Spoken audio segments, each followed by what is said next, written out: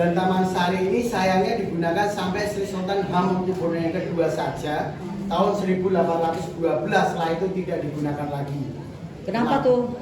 Kenapa ya? Karena erupsi Gunung Merapi, gempa bumi, banyak bangunan Taman Sari ini hancur, ya, terbengkalai dan tidak digunakan lagi. Dan terakhir kali digunakan Sultan Hamengkubuwono yang kedua karena serangan dari tentara Inggris yang disebut Perang Sepai. Beliau Sultan lari bersembunyi ke Taman Sari, membawa para aset berharga, salah satunya prajurit atau abdi dalam yang mempunyai keahlian khusus, para penari, pemain musik gamelan, pembuat batik, pembuat minum, banyak yang mempunyai keahlian khusus tinggal di area Taman Sari ini. Maka terjadilah perkampungan. Yang dulunya kampung ini tidak ada rumah-rumah warga, dulunya adalah Taman Sari tersebut. Taman itu kebun dan sari itu buah atau bunga yang indah atau kebun yang cantik. Maka saya pastikan yang namanya sari itu pasti cantik-cantik. Nah, ada ya kemudian. Ya. Karena kalau sari ini nanti enak. Oke. Jadi Bapak Ibu keluarga Basari tadi masuk, sebenarnya masuk dari pintu belakang dari Taman Sari. Dari mana zaman dulu pintu depan Taman Sari ini ada di bagian barat sana. Nanti akan kita jumpai setelah keluar dari kolam pemandian. Ini yang dinamakan gapura panggung karena di atasnya ada balkon atau menara dulu yang digunakan keluarga raja melihat putri-putrinya menari di tengah jalan itu. Dan kita singgah di salah satu gedung ini yang namanya Gedung Sekawan. Dia tahu artinya Sekawan? Apa? Benar semua teman-teman, itu dalam bahasa Jawa, bahasa Indonesia benar. Dalam bahasa Jawa 4 itu benar ya, lebih tepatnya 4 itu sekawan ya. Sekawan itu 4. Dan kita di Jawa atau menggunakan bahasa Jawa. Maka ada 4 buah gedung, 2 di samping kanan dan 2 di samping kiri ini. Dulunya untuk bermain musik gamelan. Merdu ya, suaranya di sini bergema antara satu gedung dan gedung yang lainnya bersaut-sautan. Putri-putri raja menari di tengah jalan itu, keluarga raja melihat dari atas gapura sebelum pulang ke keraton. Karena ini adalah pintu belakangnya Taman Sari. Ya. Bangunan aslinya Taman Sari dulu seperti apa? Seperti ini, tanpa besi dan semen. Ini sudah lapisan renovasi tahun 2004, kita mendapat bantuan dari Portugis, kita lapisi seperti ini untuk melindungi bangunan asli yang ada di dalamnya ini. Ya. Dan dulu putri-putri raja sebelum menari disarankan untuk makan pohon atau buah apel ini. Tapi telah mesinnya kerja ya. Oke, silakan. Ini juga itu indera perasa. Jadi merasakan apa ada negatif positifnya di situ. Orang positif juga bisa melihat.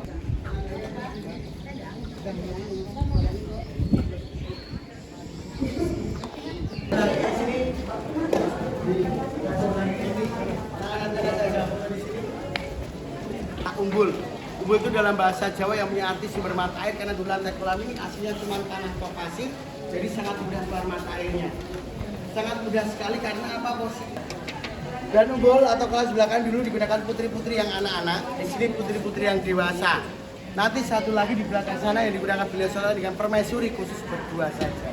Nanti akan kita lihat. Jadi kolam dengan umbul itu berbeda ya. Jadi kolam itu identik dengan berenang.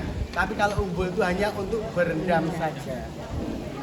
Oke, saya per keluarga masing-masing ada berapa keluarga ya? Akan saya ajak foto per keluarga masing-masing dulu. Di sebelah sini saya bantu backgroundnya itu. Nanti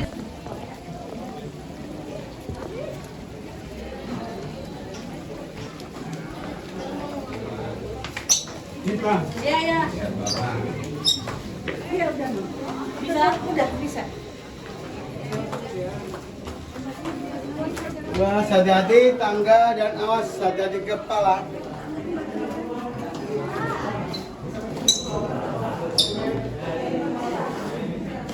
Mari.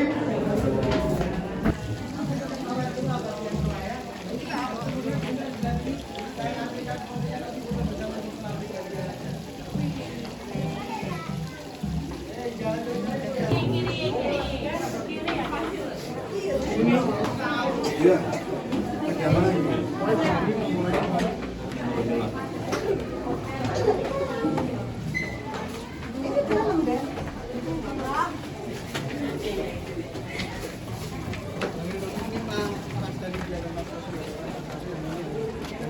Pak Jumatan, benar. Pak Jumatan. Judulnya apa?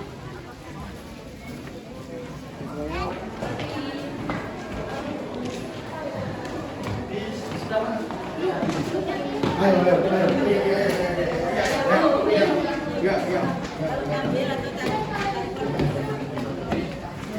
Ya sini kak.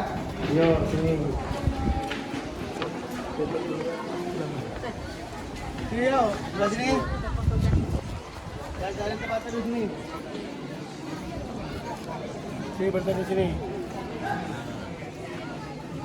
Jadi nggak boleh sembarangan orang masuk. Terlebih untuk mitigasi bencana ya. Karena bangunan ini dulu merupakan tempat ibadah sholat keluarga raja dan mitigasi bencananya apa? Masuk dalam bangunan ini satu pintu masuk dan satu pintu keluar. Yogyakarta ini sudah ada peringatan untuk gempa bumi yang akan besar. Ada megatrust ya. Nah di sini pertimbangan mungkin juga keamanan karena satu pintu masuk dan satu pintu keluar. Apabila nanti banyak wisatawan masuk, terjadi gempa bumi, ambles di situ nggak ada jalur evakuasi. Di situ adalah keteledoran dari pengelola wisata, maka takutnya di situ terjadi bencana tersebut yang nanti akan banyak mengangkut. Makanya ditutup. Ya, dan dijadikan tempat sakral juga karena ini dulu tempat ibadah sholat keluarga raja. Jadi nggak boleh sembarangan orang masuk. Oh. Jadi Taman Sari ini luas, yang luas itu kebun atau danau buatan dulu ada, tapi sekarang terpisah oleh perkampungan.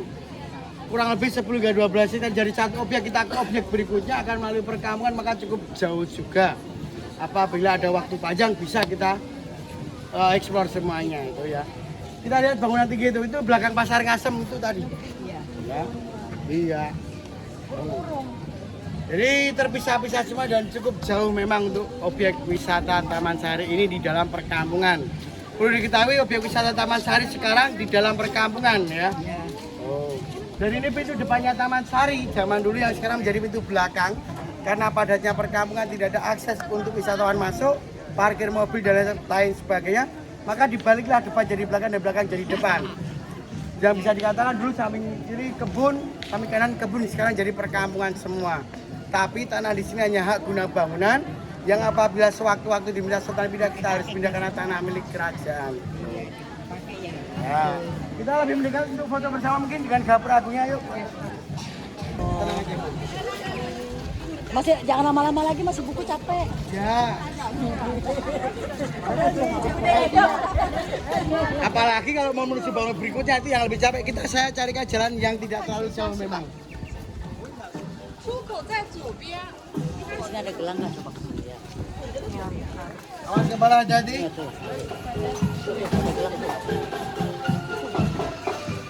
Taruh aja di sana. Sebelumnya akan saya sebelah sini dulu. Ya, udah bisa maju. Dari sebelah sini monggo masuk aja. Silakan masuk aja, monggo. Sedikit edukasi juga mungkin bagi putra putrinya biar tahu. Oke, bisa masuk sambil sedikit berteduh ya. Oke, monggo. Mungkin Putri bisa duduk sini kalau ini capek. Siapa yang capek bisa duduk dulu ya. Oke, sudah banyak tahu mengenal ya tentang kata batik atau pakaian batik tahu ya. Tapi tahu nggak bedanya batik tulis dengan cap atau printing? Tulis ditulis, benar ya, nggak salah. Tapi kalau sudah jadi mungkin di toko outlet, bedanya batik tulis dengan cap atau printing, kita kalau melihat batik itu dari belakang ya. Batik itu dari belakang garisnya tidak bisa rapi, besar kecilnya berbeda karena handmade, tangan, manual. Pasti kadang nih, kita lihat nih, ya kan? Dan yang kedua belakang dan depan itu sama warnanya tembus. Ini belakang ya, ini saya tunjukkan, dan ini depannya sama putihnya tembus. Tetapi kalau printing seperti saya gunakan ini depan, ini belakang. Ada semacam samar putih itu printing karena yang di print cuma depan, tidak tembus dengan belakang. Tetapi ini bukan pakaian untuk dekorasi ruangan, maka depannya kita kasih tinta emas. Ini boleh dicuci, kita boleh nggak apa-apa, nggak bakal hilang. Supaya nantinya apa? Karena ini bukan untuk pakaian, untuk dekorasi ruangan. Kalau pakai frame yang bagus, yang mewah, nanti akan kelihatan lebih bagus sekali bawah sini. Ini adalah safar ya, atau perjamuan kudus zaman terakhir ya. Ini bagi umat Kristiani ada, umat Muslim juga ada. Ini ada Asmaul Husna. Nih. Ini Bu, kalau nilai safar kita ada beberapa ini yang kotak ini. Beberapa ukuran ya. Jadi ini balik tulis asli tapi bukan pakaian, tapi untuk dekorasi ruangan atau hiasan dinding. Yang dijual hanya kainnya saja tanpa bingkai. Jadi mudah membawanya. Nanti masuk amplop semacam ini. Jadi simpel, nanti cuma dilepas masuk amplop, nanti cari frame sendiri. Menyesuaikan rumah desainnya, bagus sekali. Oh, Mas Bapak ini yang mengelola. Nanti dilepas ini, sekali lagi cuma kayak ini. Bawahnya udah kotor cuci disetrika. Ada yang printing, jadi memang kualitas batik tulis ya, bagus sekali. Itu ada itu Mas. 300 nanti dipotong dulu jadi itu. Nah itu prosesnya aja 2 minggu itu, mohon maaf ya kalau batik tulis. Canting itu begini. Beda mungkin hal yang kalau di pasar. Kalau cap-caplun yang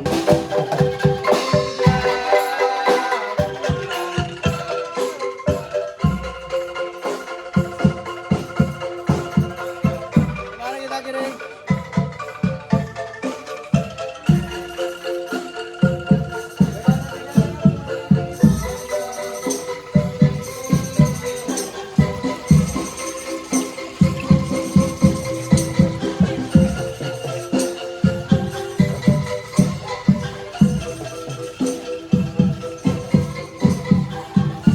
Ya, bentar sih, pelan-pelan. Jadi di sini dulu komplek kebun, tapi jadi perkampungan. Yang tinggal di sini udah berapa tahun? Ya dari 1867 sampai sekarang. Nah di sini kalau ada riset nih, di sini kalau di Malioboro sudah ada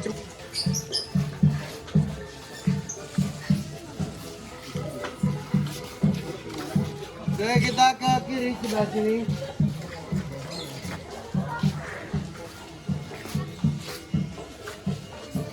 Nah, tidak jauh lagi kita sudah sampai depan.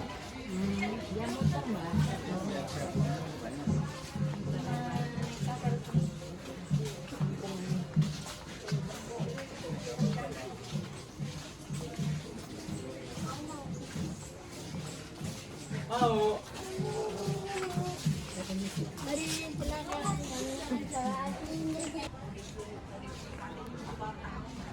Exit. Keluar tandanya waktunya sudah habis. Nah, tadi awalnya kita di sana. Awalnya ya kita di sana. Masih rame. Samping kanan Awalnya ini kita ada di salah sana. satu rumah adat Jawa, rumah Joglo. Jauh bu, kalau ke keraton nembusnya. Ini Ya, rumah 12 hektar bu. Kayak udah Ya rumah warga, 1000 rumah tahun pribadi yang lebih dibikin ya, rumah kagak adat ada Jawa, penghuni. rumah Joglo bu. Ya rumah pribadi ya. penghuni ya paling kuntilanak bener lu. RT itu gelarnya ya, Kanjeng Raden Sampai Temenggung. tempat parkiran. Kalau saya kepala rumah tangga, KRT sama. Oh, Iya.